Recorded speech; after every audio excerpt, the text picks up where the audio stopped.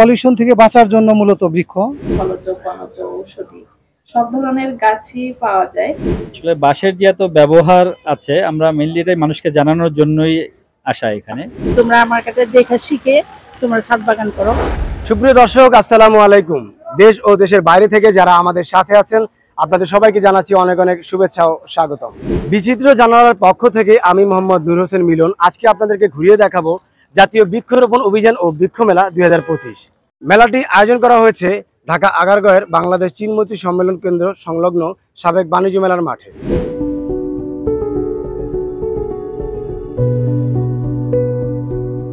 বৃক্ষ মেলা সংক্রান্ত যে কোনো তথ্য পাওয়ার জন্য আপনি চলে আসবেন তথ্য কেন্দ্রে এবং এখান থেকে পেয়ে যাবেন সকল ধরনের তথ্য। আপনাদের এখান থেকে কি কি তথ্য প্রদান করে থাকছেন? তো এখানে আসলে আপনার মানে দেশীয় যত প্রজাতির গাছপালা আছে আর কি, মানে ফলজ, বনজ, ঔষধি সব ধরনের গাছই পাওয়া যায়। তো এখানে আসলে আপনারা এই গাছগুলো কেনার পাশাপাশি আপনার কোন সিজনে কোন গাছটা লাগাইতে হয় এই বিষয়গুলো জানতে পারবেন। তারপরে আমাদের কিছু লিফলেট আছে, সাপোজ এই যে চারা উত্তোলন ও রোপণ পদ্ধতি, তারপরে আমাদের কতগুলো স্টল আছে, কোন স্টলে কি ধরনের গাছগুলো আছে, এগুলো দর্শনার্থীরা এসে ঘুরে একটা আইডিয়া হলো কিনতে পারলো এই বিষয়গুলো। এখানে আসলে দেখতে পারবে শিশুরা এক টুকরো সুন্দরবন।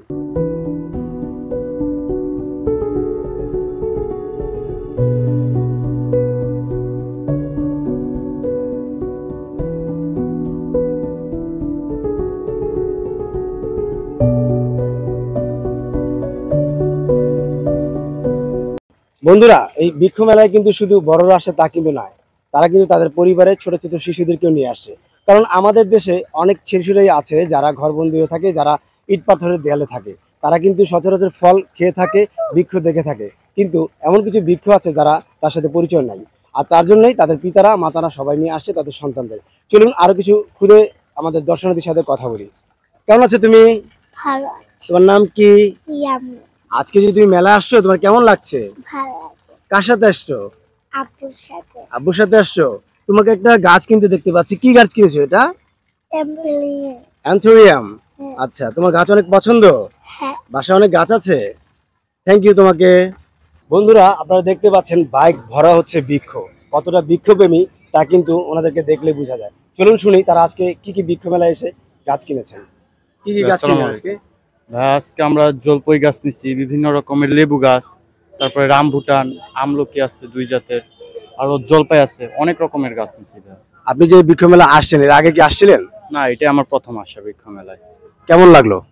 আলহামদুলিল্লাহ, অনেক ভালো লাগছে বৃক্ষ মেলায়।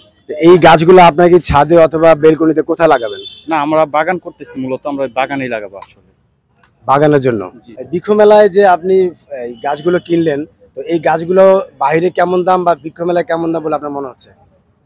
না, মোটামুটি দাম কমই বৃক্ষ মেলায়, বাইরের চাইতে মেলার মধ্যে কমই আছে। জি জি। আর অনেক গাছ একসাথে তো মানে এরকম তো অন্য কোনো জায়গায় পাওয়া যাবে না, বৃক্ষ মেলায় পাওয়া যায়।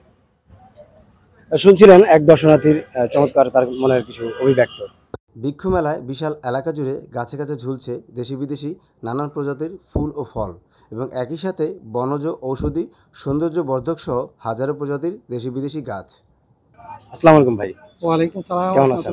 আলহামদুলিল্লাহ, আপনি কেমন আছেন? আলহামদুলিল্লাহ ভালো। আচ্ছা, এই যে বৃক্ষ মেলা আপনি আসছেন, বাইক ভরা গাছ দেখতে আমাদের কাছে খুবই ভালো লাগছে। তো আমাদের এই বৃক্ষ নিয়ে আপনার আগামী যে প্রজন্ম আছে তাদের উদ্দেশ্যে কিছু বলবেন কিনা? আসলে আমাদের প্রজন্মই তো করাপ্টেড। পলিউশন এমনভাবে ঘটেছে সব জায়গায়। পলিউশন থেকে বাঁচার জন্য মূলত বৃক্ষ, বিশুদ্ধ খাবার, বিশুদ্ধ পরিবেশ, এজন্য মূলত আমি গাছগুলা সংগ্রহ করছি। আর প্রায় প্রতিদিনই মেলায় আসি, সুযোগ পেলে আসি, আর বাইকে যতগুলা ধরা যায় নিয়ে যাচ্ছি। আর আমি বিশুদ্ধ পরিবেশ থেকে যেভাবে বঞ্চিত হয়েছি, আমি চাই না আমার সন্তানাদি, তারপর পরবর্তী প্রজন্ম এরা বঞ্চিত হোক। যার জন্য আমার সামর্থ্যের মধ্যে আমি চেষ্টা করছি ওদেরকে বিশুদ্ধ খাবার, বিশুদ্ধ পরিবেশ, বিশুদ্ধ মানসিকতা এটা দেওয়ার জন্য। এবারের মেলাতে শুষ্ক মরুর নানা জাতের খুরমা খেজুরের চারাও নজর কাড়ছে দর্শনার্থীদের। এসব গাছে থোকায় থোকায় ঝুলছে আজোয়া, মরিয়ম সহ নানা জাতের খেজুর। এসব খেজুর গাছের চারা 1 থেকে 4,000 টাকায় মিললেও ফলসহ গাছ কিনতে চাইলে গুনতে হবে প্রায় 70,000 টাকা থেকে লাখ টাকা।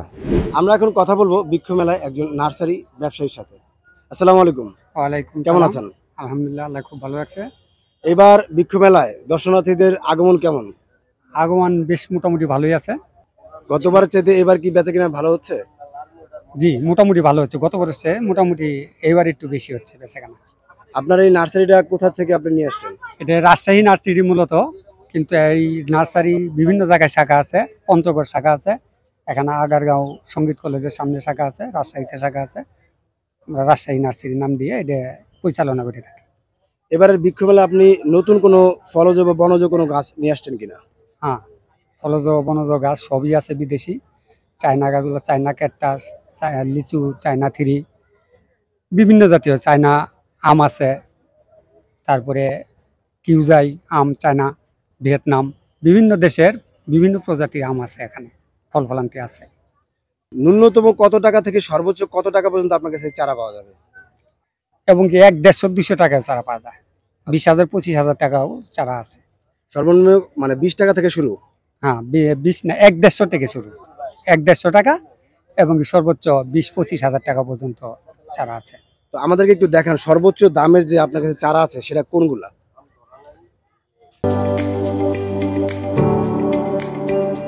আপনার চারাগুলো 20-25,000 টাকা এবং এই আমগুলা 7-8,000 টাকা।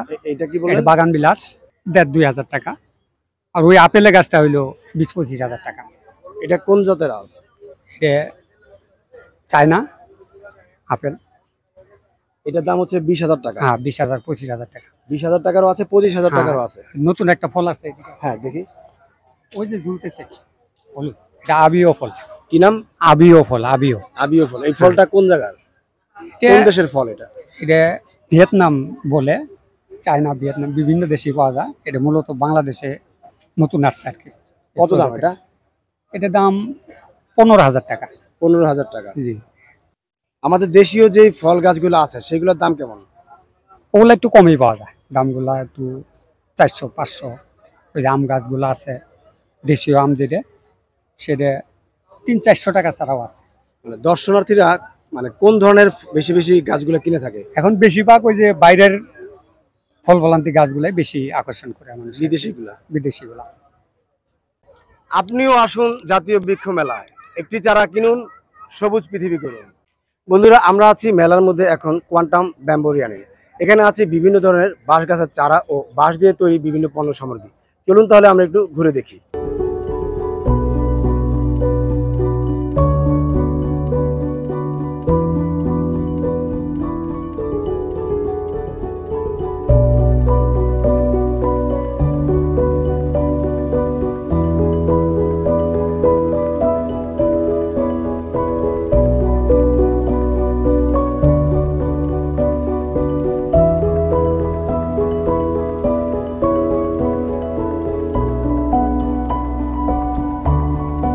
আমরা এখন কথা বলবো কোয়ান্টাম ব্যাম্বোরিয়ানের কিউরেটরের সাথে। আমাদেরকে একটু জানাবেন যে আপনাদের এই কোয়ান্টাম ব্যাম্বোরিয়ানের যে সমস্ত দিকে আমরা অনেক ধরনের প্রজাতির বাঁশ দেখতে পাচ্ছি, এই বিষয়ে আমাদেরকে একটু জানাতেন। আচ্ছা, আসসালামু আলাইকুম।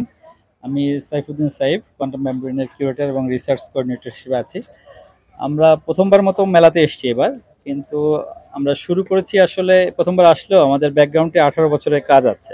আমরা 2007 সালে শুরু করেছিলাম 30 প্রজাতির বাঁশ নিয়ে। বর্তমানে আমাদের সংগ্রহ হচ্ছে 210 প্রজাতির বাঁশ, এটা বান্দরবানের লামাতে। আসলে বাঁশের যে এত ব্যবহার আছে, আমরা মেনলি এটাই মানুষকে জানানোর জন্যই আসা এখানে, এবং আমরা চাই যে মানুষ বাঁশের ব্যবহারগুলো জানুক, বাঁশ ছড়িয়ে যাক, এটাই আমাদের অন্যতম একটা চাওয়া।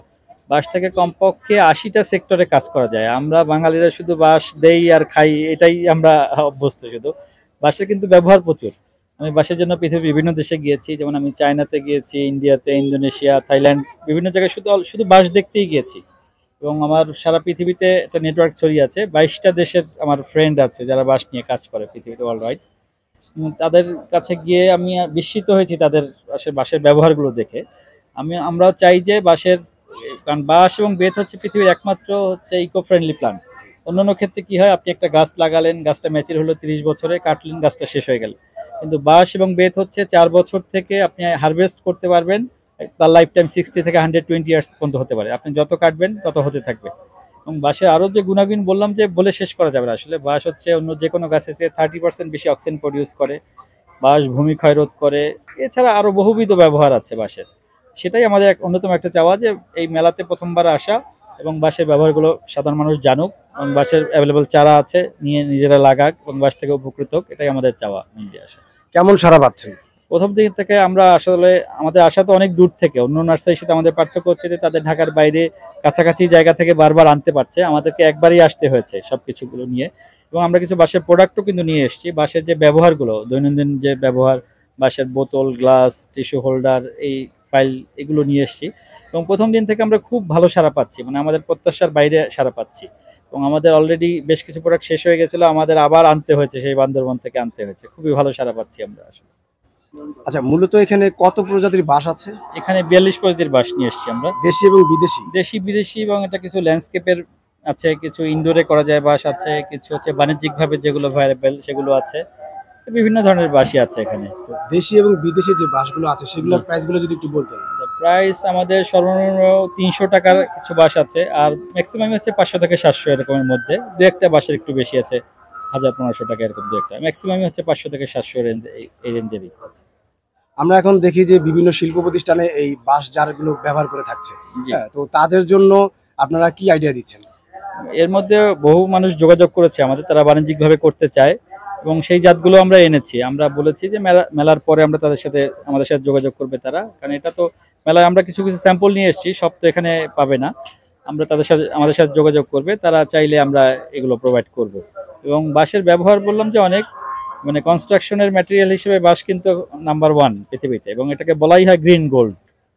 এবং বর্তমান পৃথিবীর বাঁশের মার্কেট হচ্ছে $60 বিলিয়ন হচ্ছে ওয়ার্ল্ড মার্কেট। এটা বাঁশের সম্ভাবনা বললাম যে এটা বলে 1 ঘন্টা বলেও শেষ করা যাবে না। রিক্সা, ভ্যান, মোটরবাইক, সিএনজি এবং গাড়িতে যেভাবে গাছ ক্রয় করে নিয়ে যাচ্ছে, এতে করে বোঝা যাচ্ছে বৃক্ষপ্রেমীর সংখ্যা ক্রমান্বয়ে বাড়ছে এবং অদূর ভবিষ্যতে শহর হবে সবুজের সমাহার। সবুজে বাঁচুক দেশ, গাছে গাছে ছেয়ে যাক সোনার বাংলাদেশ, এটাই হোক আমাদের আগামীর অঙ্গীকার। বন্ধুরা, বড়দের পাশাপাশি খুদে দর্শনার্থীরাও খুবই উপভোগ করছে এই মেলাটি। শুনুন তাদের কাছ থেকে। তোমার নাম কি? আমার নাম এমডি খালিদ বিন তাইফ। মাশাআল্লাহ। তুমি কোন ক্লাসে পড়ো? আমি ক্লাস 2 তে পড়ি। 2 তে পড়ো? তুমি আজকে যে মেলা আসছো কার সাথে? আম্মুর সাথে। কেমন লাগছে তোমার?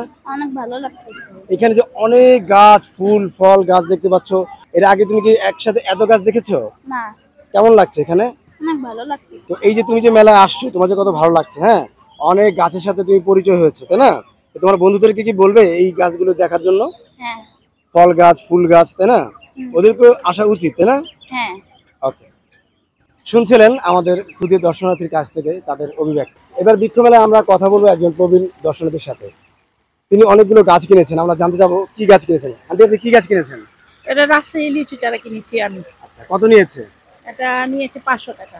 এটা আপনি কোথায় স্থাপন করবেন? এটা আমার ছাদের উপরে লাগাবো। আপনি কি ছাদ বাগান করেন? জি, আমি ছাদ বাগান করি এবং শাকসবজি চাষও করি ছাদে অনেক, আর ফলমূলের গাছও আছে আমার প্রায় অনেকগুলো। আম, জাম, কাঁঠাল, কলা সবই আছে। আম আছে, জাম আছে, কাঠলিচু আছে, পেয়ারা সব আছে আমার। আপনি এটা কত বছর যাবত করছেন? আমি প্রায় 2.5 বছর হবে। আন্টি, আপনি তো ছাদ বাগান করে থাকেন, তাই না? তো আপনি কি অন্যদেরকে অনুপ্রাণিত করেন ছাদ বাগান করার জন্য? হ্যাঁ, করি। ছাদ বাগান করার জন্য আমি বলি তোমরা আমার কাছে দেখা শিখে তোমরা ছাদ বাগান করো, অল্প অল্প করে আমার সাথে দেখা দেখি করে করো। মানে আমাদের তো সবসময় আমরা দেখি যে আমাদের কৃষি যে নির্ভর, সেটা তো আমাদের জমি এখন আস্তে আস্তে কমে আসতেছে। তো এখন দেখা যাচ্ছে বিভিন্ন ছাদে এই ছাদ বাগানগুলো করা হয়, ঠিক আছে? এটা তো অবশ্যই আমরা সবাই উপকৃত হবো, তাই না? এই জন্য আপনার তাদের প্রতি কি উপদেশ আছে? না, আমার উপদেশ হলো তাদের প্রতি যে তোমরা যতটুকু জায়গায় থাক না কেন সেটার ভিতরেই তোমরা চেষ্টা করো গাছ লাগানোর জন্য, যেন সবজি হোক ফলই হোক, একটা থাকলে তোমার নতুন প্রজন্মরা ওরা দেখবে, শিখবে।